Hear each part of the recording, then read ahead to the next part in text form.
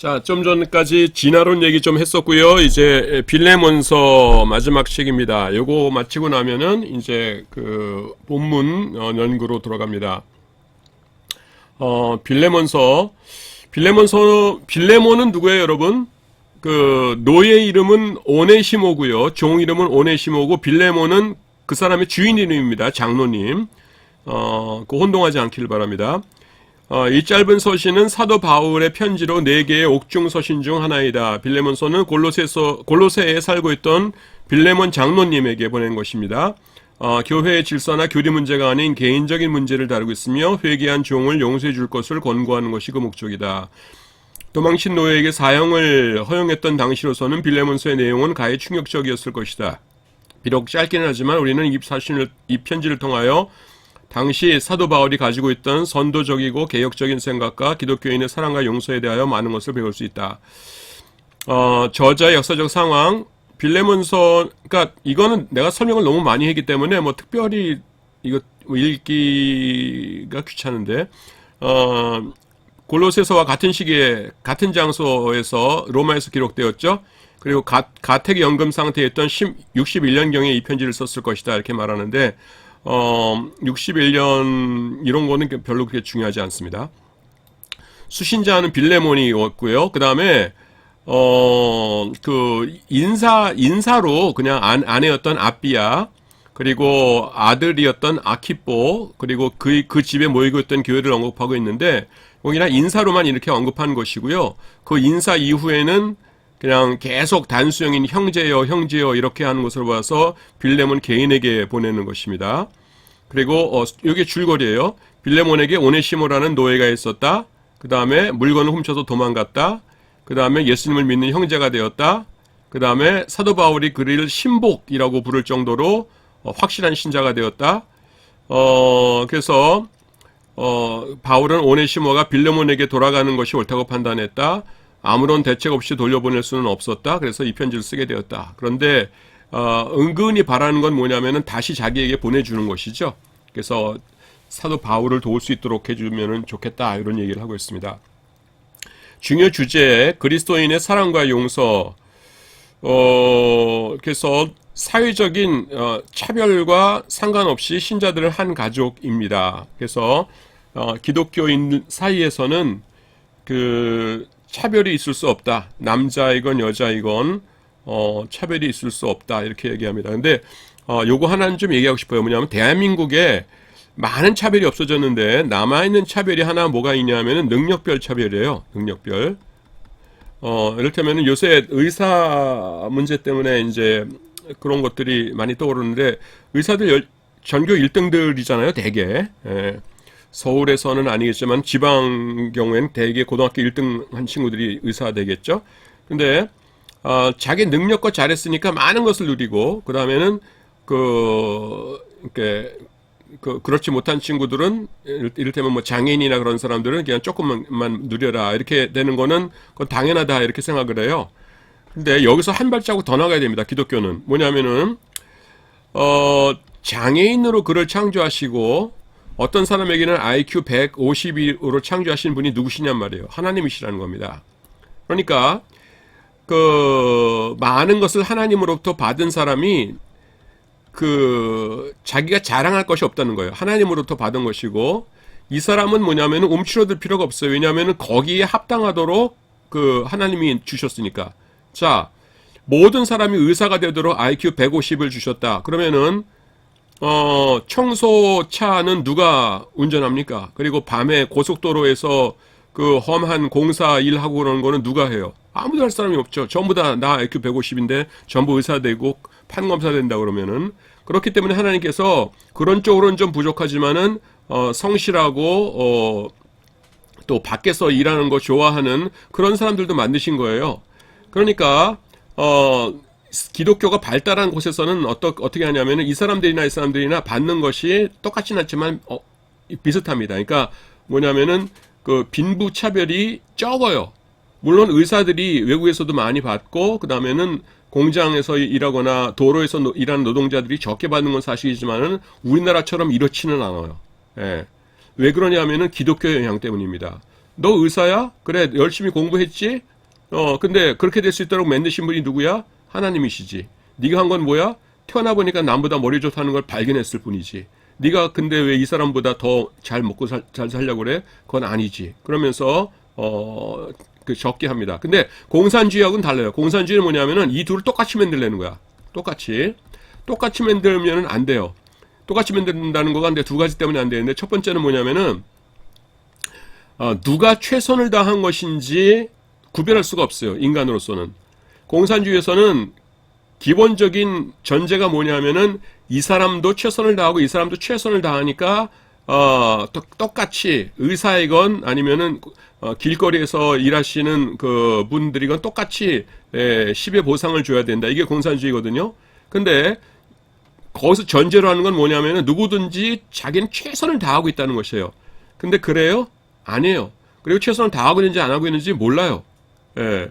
그래서 이건 아니고, 두 번째는 또 뭐냐면은 만약에 이렇게 해준다면 사회가 돌아갈 수가 없어. 자, 여러분 생각해 보세요.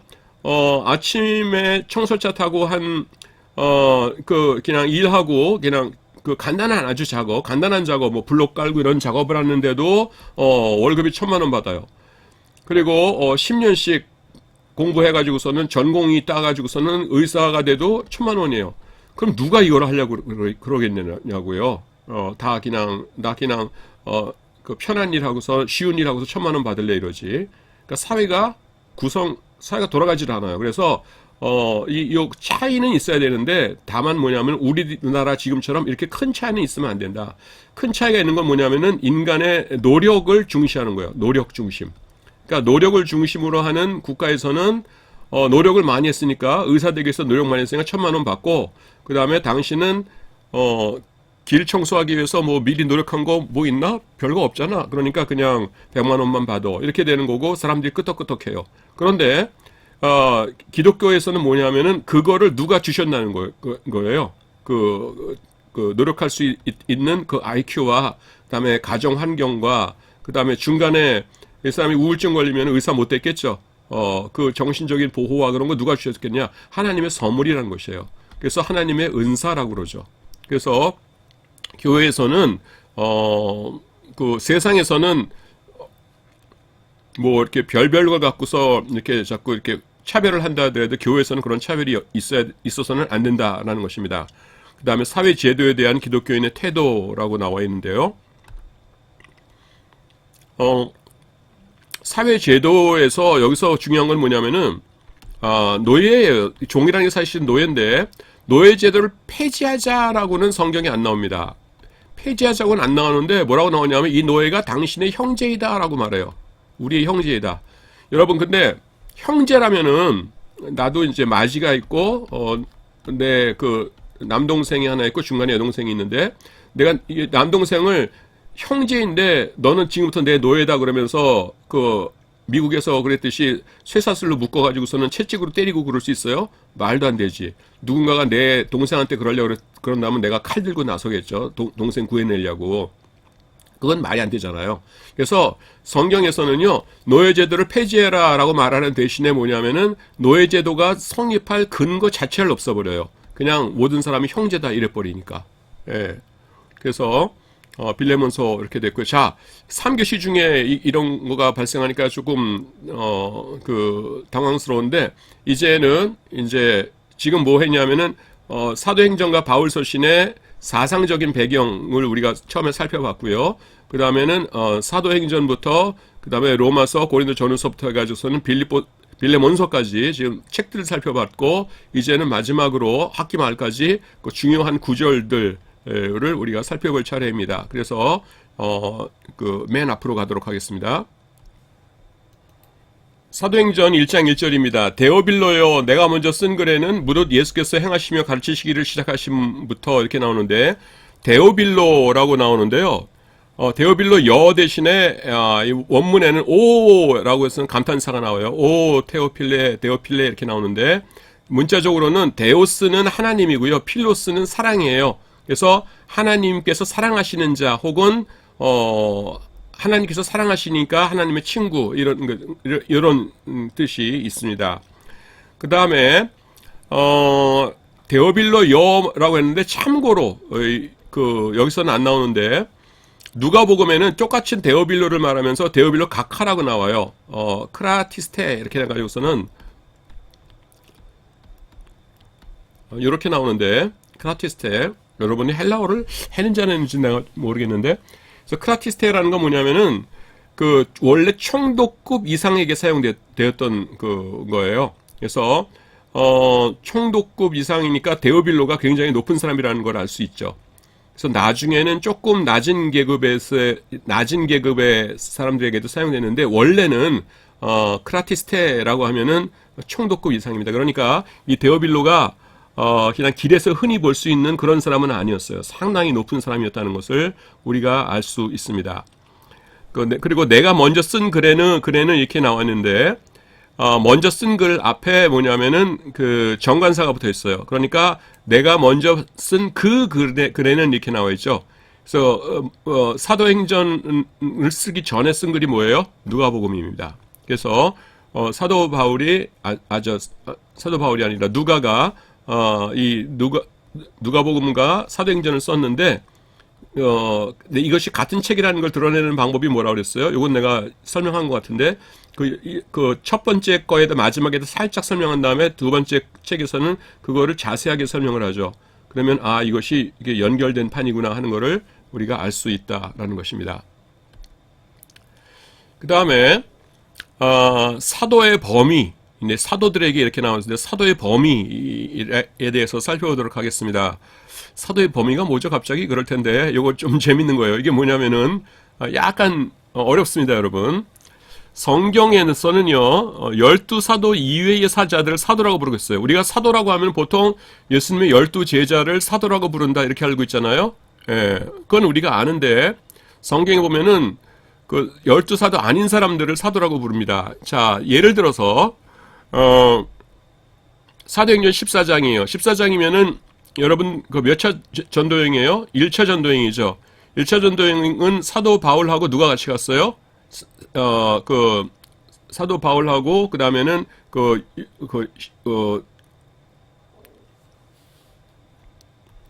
바나바 그리고 바나바의 조카였던 마가 요한이죠. 근데 여기서 바울과 바나바를 말하면서 뭐라면 두 사도라고 말합니다. 두 살을 줬는 자도 있는지라 그 다음에 두 사도 바나바와 바울 이렇게 얘기해요. 그래서 바울까지를 분명히 사도라고 바울과 바나바까지를 사도라고 부르고 있습니다. 근데 바나바는 예수님의 12제자가 아니잖아요. 예. 그리고 그 다음 구절도 보면은 데살로니가 서인데요.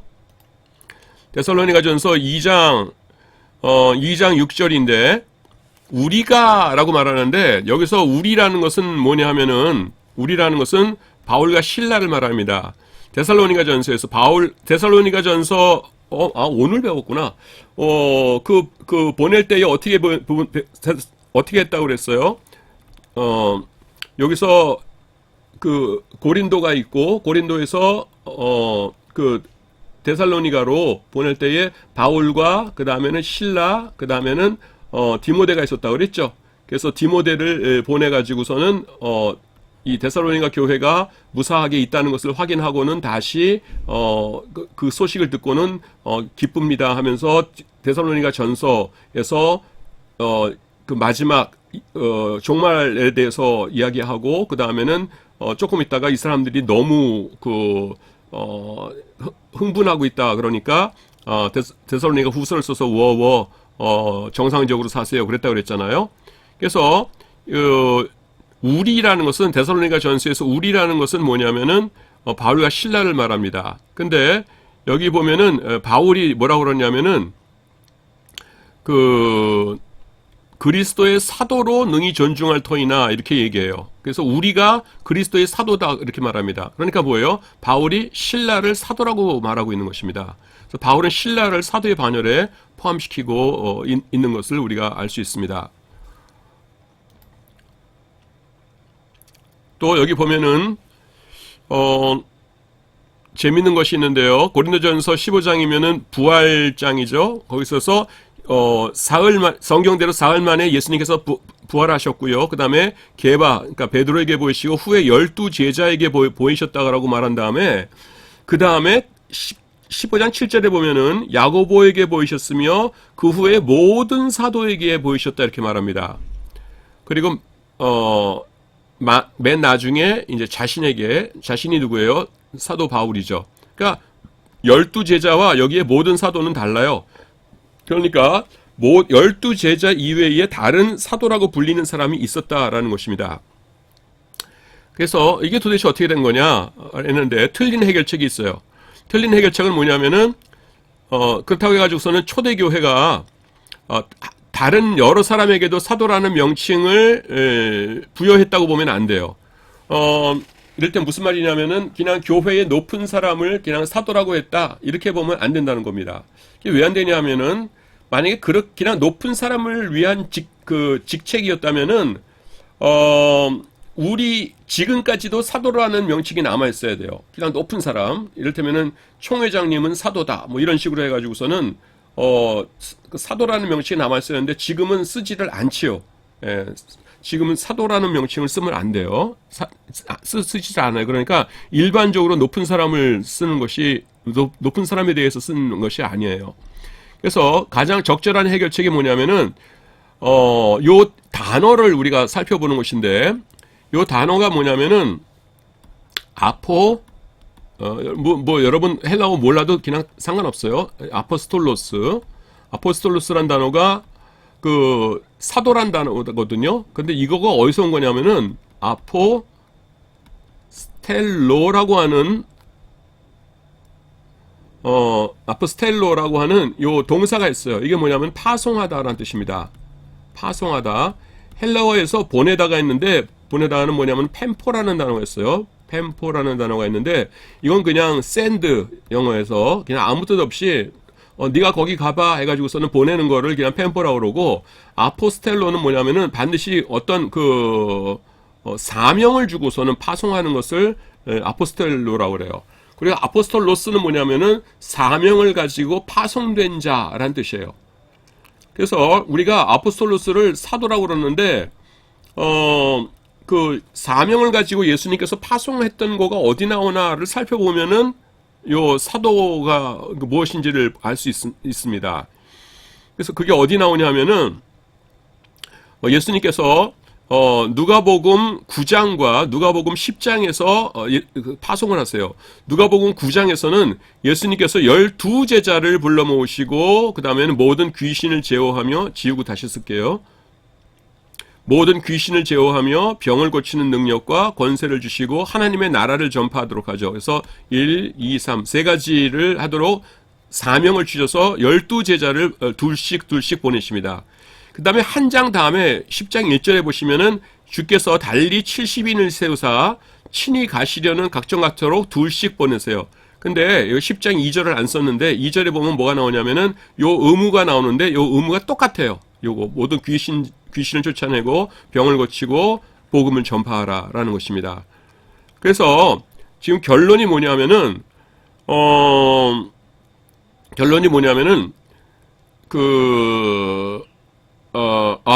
약한 영들을 쫓아낼 수 있는 권세가 누가복음 10장 9절 이렇게 나오네. 하여튼 어디 나오는지 좀 자세히 봤는데 아까 내가 2절이라고 그랬는데 아닐지도 모르겠어요. 내가 다 외우진 못해요, 성경을. 그래서 여기 보면은 그 9장에서 12명을 파송하시고 그 다음에 10장에서 70명을 파송하시죠. 그래서 사람들이 어떻게 결론을 내렸냐면 사람들이라는 게 신학자들인데 요 70명까지를 초대교회에서 사도라고 불렀을 것이다. 이렇게 결론을 내렸습니다. 보면은 12명도 파송을 받은 자이죠. 그래서 70명도 파송을 받은 자예요. 그래서 우리가 예수님께서 이렇게 계시면은 그룹이 있었을 것이다. 그래서 예수님과 늘 숙식을 같이 하면서 같이 다니던 사람들이 12사람이 있었고 그 다음에 숙식을 같이 할 정도는 아니지만은 예수님하고 가능하면은 같이 있으려고 들고 예수님을 따라다니면서 그 교훈을 받으려고 했던 사람이 있었을 것이다. 그것이 70명이 있었을 것이다. 우리가 그렇게 생각을 한다는 것이에요. 그리고 70명을 제외한 밖의 사람들을 예수님을 따르는 무리라고 우리가 본다는 것입니다. 그래서 요 70명까지를 사도라고 성경이 불렀다. 이렇게 하면은 깔끔하게 해결이 돼요. 그래서 바울과 바나바였죠. 그래서 바나바가 12제자는 아니지만은 70명 중에는 하나였다. 그 다음에 바울과 신라였죠. 그래서 신라가 12명은 아니었지만 70명 중에 하나였다. 그리고 누가복음이 아니라 사도행전 나중에 8장이죠. 8장에 보시면은 사도 바울이 눈이 멀었을 적에 사도 바울에게 가가지고서는 눈을 뜨게 안수에서 눈을 뜨게 해준 사람이 등장합니다. 아나니아라는 사람이 등장하거든요. 이 아나니아도 성경에는 사도라고 부르지 않는데 그 초대 교회사 책에는 아나니아를 사도라고 언급합니다. 그러니까 아나니아도 뭐냐면 요 70인 무리에 있었다는 것이에요. 그래서 예수님께서 아마 70인 무리와 12명의 무리를 이렇게 합했던 무리를 주시고서는 이 중에서 12명을 처음에 이제 고르셔야 되는데 누구를 할까 하면서 70명을 놓고서는 밤새 이제 기도하시다가 요 12명을 예수님께서 고르셨다. 이렇게 볼 수가 있겠지요. 예. 그래서 요 숫자로 단순하게만 봐도 82명인데 82명 중에서 12명을 누구를 할까요? 라고 기도를 하시려니까 밤을 새셨겠죠. 제자 얘기 좀 해봤습니다. 근데 중요한 부분이에요. 여러분들이 알고 계셔야 돼요. 그 다음에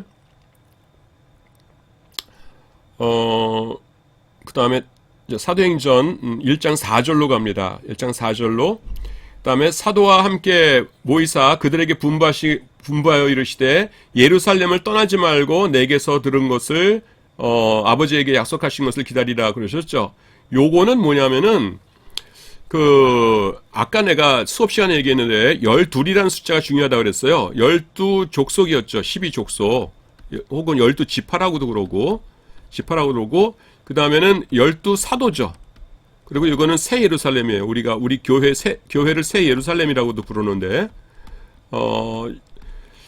근데 왜 12사도를 꼭 채우기 위해서 마띠아를 채워 넣었다고 했잖아요. 근데 구약 시대의 중심지가 어디예요? 예루살렘이에요. 예루살렘. 그래가지고서는 신약의 새 예루살렘, 새 예루살렘이 아니라 새 이스라엘인데, 미안해요. 잘못 썼네. 새 이스라엘인데, 새 이스라엘도 중심지는 어디여야 돼요? 그러니까 예루살렘이어야 돼요. 그러니까 12사도로 말미암은 교회가 처음 시작되는 곳은 어디여야 돼요? 예루살렘이 돼야 된다는 것이죠. 그래야 구약의 12지파로 구성되었던 이스라엘을 지금 새 이스라엘이 정통성 있게 이어간다라고 하는 것이죠. 그래서 예수님께서 너네 딴 데 가지 말고 예루살렘을 떠나지 말고 기도해라 그렇게 말씀하셨죠. 그래서 실제로 예루살렘에서 기도를 하다가 성령 충만함을 받게 되었던 것입니다. 그 다음에 이것도 또 중요한 말씀인데요. 이게 그 페이지 중간에 걸쳐 있어서 그러는데 요한은 물로 세례를 베풀었으나 너희는 몇 날이 못되어 성령으로 세례를 받으리라 하셨느니라 이렇게 말씀하시죠. 여기서 우리가 아는 건 뭐냐면 예수님께서 이제 승천하시면서 하신 말씀이신데 승천하시면서 올라가시면서 며칠을 여기서 기다려라 그러면은 이제 성령을 받을 것이다 이렇게 말씀하시는 것입니다. 근데 왜 예수님께서 지금 성령 받아라 그러지 않으시고 며칠을 말씀하셨냐면은 며칠 동안 뭐가 필요해요? 기도하는 것이 필요하단 말입니다. 간절한 마음으로 기도하게 한 다음에 기도에 대한 응답으로 성령을 주시기를 기뻐하세요. 이게 왠지 모르지만 어떨 때는 꼭 왜 그렇게 말씀하시지? 알지 모르지만 하나님께서 즐겨하시는 방식이에요. 아무리 확실한 것이라고 해도요, 우리의 기도를 통해서만 우리에게 좋은 것을 허락하시는 것이 하나님의 법칙입니다. 에스겔서 36장을 보면요, 36장을 보면은 이스라엘이 앞으로 이렇게 좋아질 것이다 라는 것이 쭉 나옵니다. 그러니까 이스라엘이 인구가 많아질 것이고 거기에서 다시 이제 늙은이들이 성문 안에서 그러니까 우리나라 따지면 뭐 장기 바둑 둘 것이고 아이들이 깔깔거리면서 놀 것이고 젊은 청년 처녀들이 연애할 것이고 그렇게 하면서 이스라엘이 회복될 것을 쭉 말씀하신 다음에 이건 바벨론한테 망한 다음이거든요. 에스겔서는 그 다음에 주 여호와께서 주 여호와가 말하러 한 다음에 37절이 마지막 절인데 그래도 내가 이렇게 다 얘기를 했더라도 이스라엘 족속이 이와 같이 자기들에게 이르기 주기를 내게 구하여야 할지라 이렇게 말합니다. 그래서 계획은 다 세워놨지만은 이스라엘이 기도해야 내가 그 응답으로 그렇게 좋은 일을 이루어줄 것이다 이렇게 말씀하세요. 그래서 하나님께서는 물론 이제 절대적으로 이런 것 같지는 않아요. 기도 안 했을 때도 이루어지는 건 있는데 하여튼 하나님께서 기뻐하시는 건 뭐냐면은 우리의 기도를 통하여서 응답으로 우리에게 주시는 것을 기뻐하신다라는 것을 우리가 기억해야 된다는 것입니다. 자, 25분 지났습니다. 여러분들 수고했습니다.